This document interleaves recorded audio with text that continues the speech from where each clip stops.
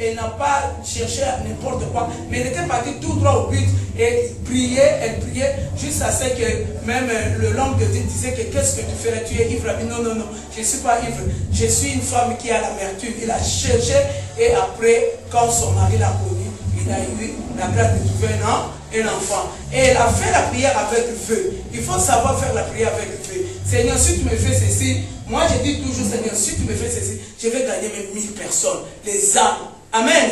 Je fais le vœu comme ça. Et quand je prie, je sors. En tout cas, le monde entier là. Tout ce que je vais attraper sur ma route, je dis, le Seigneur t'aime. Je suis devenu comme une folle parce que je vais gagner. Parce que je vais dire, Seigneur, je t'avais fait le vœu. Voici quand même, je fais. Toi-même, fais le reste. Mais moi, je l'ai présenté Jésus-Christ dans la puissance du Saint-Esprit. Amen. Anne avait fait le vœu. Il faut faire le vœu comme ça. Seigneur, il va faire quelque chose pour nous. Amen. Amen. Nous continuons en parcourant les femmes de la Bible. Nous avons vu aussi Abigail, dans le livre de Genèse 25. Cette femme de bon sens, amen, qui a sauvé son mari. A sauvé son mari à cause de l'humilité. Parce qu'il avait une bonne sens, il comprenait mieux que son mari. Amen.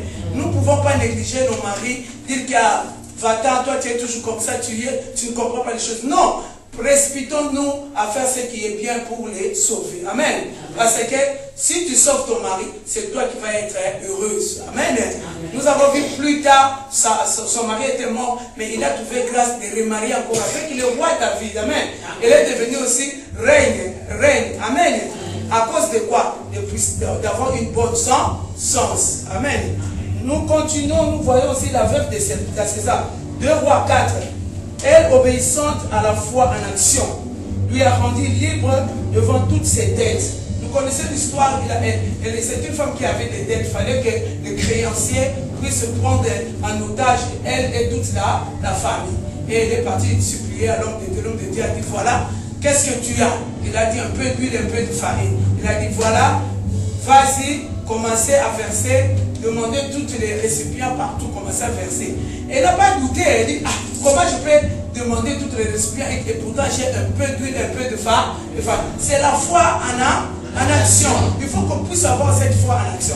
Elle a marqué, ce n'est pas en fait qu'on a mis son nom dans la Bible parce qu'elle a fait quelque chose que si moi j'étais à sa place, mais vous, parfois vous allez commencer à douter, à demander beaucoup de questions. Si Dieu te parle de quelque chose, va en action, l'obéissance produit le miracle. Amen.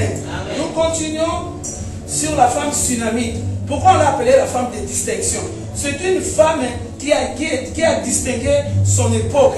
Elle a été sensible, c'est-à-dire elle a obéi à la voix de Dieu, accueillir le serviteur de Dieu. Si tu accueilles le serviteur de Dieu chez toi, sachez que tu as accueilli lui-même qui? Dieu. Regarde Dieu qui est grand venu dans ta maison. Tu as la place de le mettre. Il va te donner toutes ses richesses, la paix, la joie, tout ce que nous en avons besoin, il va te donner. Alors, le serviteur de Dieu a vu que cette femme nous accueille, il nous donne tout. Nous voyons qu'il n'a pas des enfants, il n'a pas mis au monde, il les a donnés.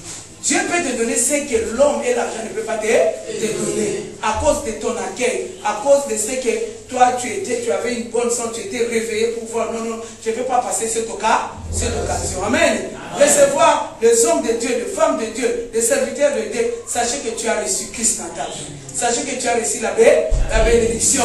Et passez par cette occasion. Il y a deux fois dans les églises, on dit, il y a un séminaire, les serviteurs vont venir,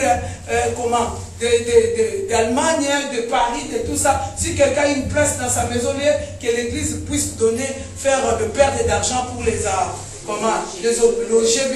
Alors toi, tu es là, tu es...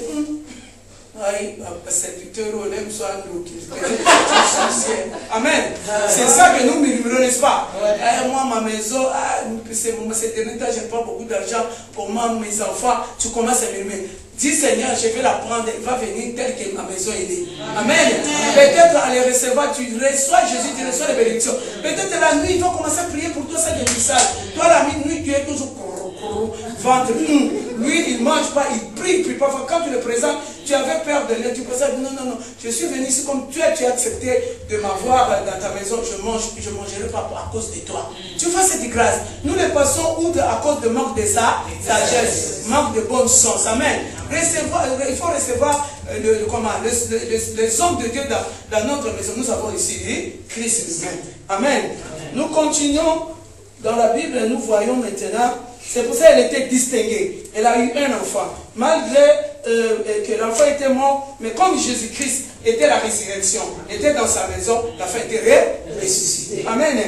La reine de Saba rend visite à Salomon. Ça, c'est très grave.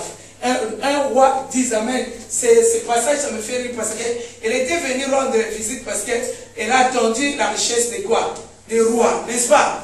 Et lui, elle était courageuse et malgré qu'on ne lui a pas invité, seulement elle a écouté et elle est venue. Amen. Elle a donné beaucoup de biens et elle aussi, elle a reçu beaucoup de biens. Parfois, tu vois, tu écoutes comme ça, et il y a un séminaire là-bas, il y a quelque chose. Même si on t'évite, parfois la curiosité peut donner de bonnes choses. Amen. Et cette femme, elle a reçu beaucoup de choses. Et en plus, elle a reçu un enfant. Amen. C'est vraiment quelque chose d'extraordinaire, n'est-ce pas? C'est ça, il faut vraiment être courageux, même si on ne t'évite pas. Si c'est le problème de ton père, le problème du royaume, il faut y aller. Amen. Tu vas recevoir beaucoup de choses que toi, tu n'attendais pas. Amen. Nous allons voir aussi cette femme, Juge 4, Déborah et Gaël. C'était des femmes qui étaient des femmes qui avaient des stratégies et courageuses. Et les femmes dynamiques qui ont emporté la victoire car le chef était dans la force, et sans force, et elle était levée comme une mère. Quand les femmes s'élèvent pour aider les chefs, nos maris qui sont les chefs, il y a la victoire, il y a beaucoup de grandes choses qui s'élèvent. Nos maris sont des chefs, mais ils sont à la fois des enfants, n'est-ce pas? Si nous ne nous lèvons pas, ils ne feront rien. Amen. Alors, vraiment, il faut nous lever. Comme Déborah, il a pris les stratégies, il a pris courage. Il dit, si moi je ne parle pas, Césaria là, il va vraiment nous faire paniquer et nos maris, ils ont commencé à trembler, et il s'est levé comme une mère, il a motivé toute la nation et ils ont parti à la rencontre et l'autre, Gaël, il a pris le courage et il a coupé la tête de César et voici la victoire. Et le pays, c'était en paix. Une femme, quand il s'élève, influence toutes les nations, la famille, toutes les choses. Amen. Amen. Il faut nous lever. En fait, qu'un jour, Dieu va dire que venez, entrez dans les repos, nous allons avoir le couronne. C'est comment? Nos problèmes sur la terre, nous aurons seulement la victoire quand nous-mêmes nous allons nous lever ici sur la terre. Nous aurons la bénédiction avec quoi? La bénédiction avec le... comment on appelle ça? Pas le châtiment. La bénédiction avec quoi? Les épreuves. Amen.